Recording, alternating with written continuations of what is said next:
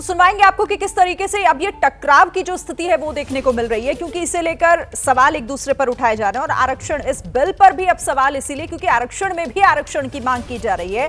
तो इसे लेकर किस तरह से जोरदार बहस, और ये महिला आरक्षण बिल जिस पर जवाब भी लगातार दिया जा रहा है, अपनी अपनी बात रखी जा रही है, चाहे सत्ता पक्ष हो या फिर विपक्ष हो, दोनों ही तरफ से इसे लेकर सवाल उठाए जा रहे हैं। इससे पहले सोनिया गांधी को भी आपने सुना, वो तो ये कह रही है कि ये हमारी सरकार का सपना था जो अब जाकर पूरा हुआ है। यानी कि अब इसे लेकर क्रेडिट लेने की जो होड़ है वो भी शुरू हो गई है। लेकिन अब इसको देखना होगा कि किस तरीके से इस पर अब आगे क्या होता है, क्योंकि राजनीति भी शुरू हो गई है। महिला आरक्षण में भी आरक्षण की मांग की जा रही है और इसी को लेकर सत्ता पक्ष पर सवाल भी खड़े किए जा रहे हैं।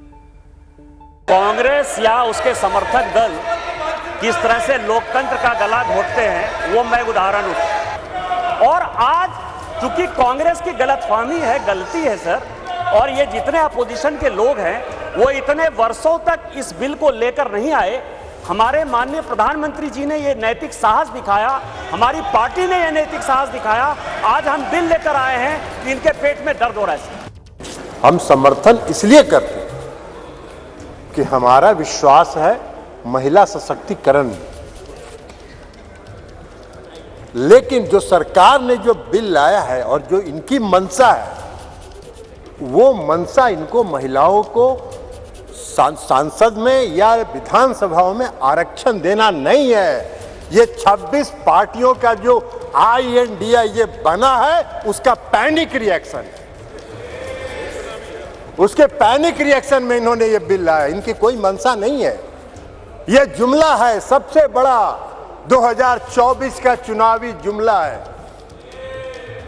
ये महिलाओं को छलने का काम इस बार करना चाहते हैं। तो सुना आपने किस तरीके से नीयत पर सवाल खड़े करते हुए ललन सिंह यहां पर दिखाई दे रहे थे। और इधर देखिए, समाजवादी पार्टी की तरफ से चर्चा में डिंपल यादव शामिल हुई और बोली कि महिला आरक्षण बिल को उन्होंने समर्थन की बात तो कही है, लेकिन केंद्र सरकार पर उन्होंने सवालों की बौछार भी कर दी।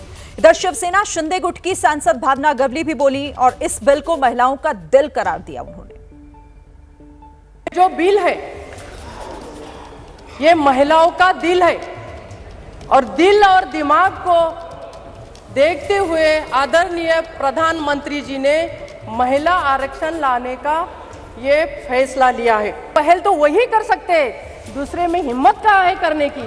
इतने 27 साल से इस विधेयक को हम पारित नहीं कर पाए। किसी ना किसी बहाने, किसी ना किसी कारण इसे हम वैसा के वैसा पड़ा रहने दिया, उस पे धूल बैठ गई। वो धूल साफ करने का काम हमारे प्राइम मिनिस्टर साहब ने यहाँ पर किया है।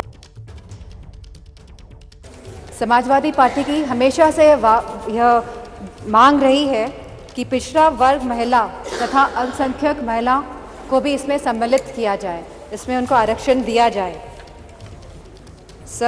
लोकसभा और विधानसभा में तो यह बिल लागू होगा, लेकिन हम ये पूछना चाहते हैं कि ये राज्यसभा और विधान परिषद में भी लागू होगा कि नहीं लागू होगा। 13 साल से यह बिल अटका हुआ था सर, और लगभग 1 दशक पूरा होने जा रहा है भाजपा की सरकार को।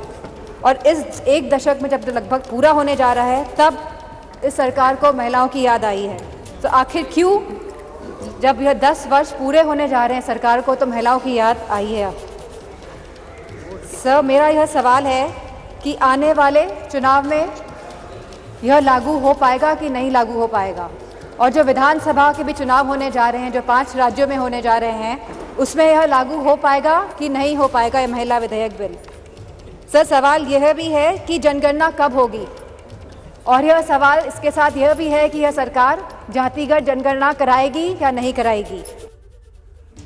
तो डिंपल यादव ये कहते हुए कि आखिर इतनी देर से सरकार को क्यों आखिर महिलाओं की याद आई। देखिए, लगातार सुबह से चर्चा हो रही है। आज लोकसभा में सोनिया गांधी भी बोली, इस बिल को समर्थन का उन्होंने ऐलान भी किया और सरकार से पूछा कि आखिर इस कानून के लिए और कितने साल इंतजार करना होगा। इधर केंद्रीय मंत्री अनुप्रिया पटेल भी बोली और कांग्रेस पर जमकर बरसी भी। जब मैं अपने कांग्रेस के साथियों को सुन रही थी इस विषय को उठाते हुए, तो मेरे मन में एक स्वाभाविक जिज्ञासा जागी कि 2008 में आप राज्यसभा के अंदर इस बिल को लेकर आए थे और 2010 में आपने इसको पारित कराया था। आज आप कांग्रेस पार्टी के तरफ से ये विषय ओबीसी कोटा का जो उठाया जा रहा है, मेरे मन में जिज्ञासा है कि उस समय जब राज्यसभा में लाके बिल पास कराया था तब क्या पिछड़े समाज की महिलाओं को कोटा दिया जाए, ये विषय आपके संज्ञान में आपकी पार्टी की प्रायोरिटी था या नहीं था? और अगर उस वक्त आपकी पार्टी की प्रायोरिटी नहीं था तो आज जब मोदी जी की सरकार ये बिल लाई है और ये बिल पास होगा क्योंकि संख्या बल इस किस्म का है, तो क्या ये नया नया ख्याल अभी अभी आया है? हालांकि ये विषय महत्वपूर्ण है, मैं इस बात को दोबारा दोहराऊंगी, लेकिन स्थिति स्पष्ट होनी चाहिए कि हम अपने आवरण बार बार बदल नहीं सकते हैं। अध्यक्ष महोदय, ये मैं जरूर कहना चाहती हूँ। पहली दफा स्थानीय निकायों में स्त्री की भागीदारी तय करने वाला संविधान संशोधन मेरे जीवन साथी राजीव गांधी जी ही लाए थे। उन्होंने लाए थे जो राज्यसभा में 7 वोटों से गिर गया था। बाद में प्रधानमंत्री पीवी नरसिम्हा राव जी के नेतृत्व में कांग्रेस सरकार ने ही उसे पारित कराया। आज उसी का नतीजा है कि देश भर के स्थानीय निकायों के जरिए हमारे पास 15 लाख चुनी हुई महिला नेता है। राजीव गांधी जी का सपना अभी तक आधा ही पूरा हुआ है। इस बिल के पारित होने के साथ ही वह पूरा होगा। तो समर्थन करते हुए सरकार पर सवाल भी खड़े कर रहे हैं विपक्षी दल। पत्रकारिता कोई इमोशन नहीं है, ना अपना कोई ज्ञान देना है और ना कोई विचार थोपना है। पत्रकारिता क्या है? पत्रकारिता का मतलब है सही जानकारी इकट्ठा करना और तथ्य बताना। पत्रकारिता आज जितने महत्वपूर्ण दौर में है, शायद पहले नहीं थी। इस दौर से निकलने के लिए सिर्फ सच दिखाने की जरूरत है, वो सच जो आपके हित को आगे रखे। इसलिए अब रात 9 बजे प्राइम टाइम नहीं होगा, ये आपका टाइम है।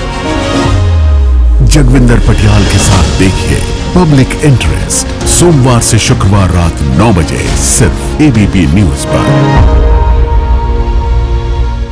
एबीपी न्यूज आपको रखे आगे।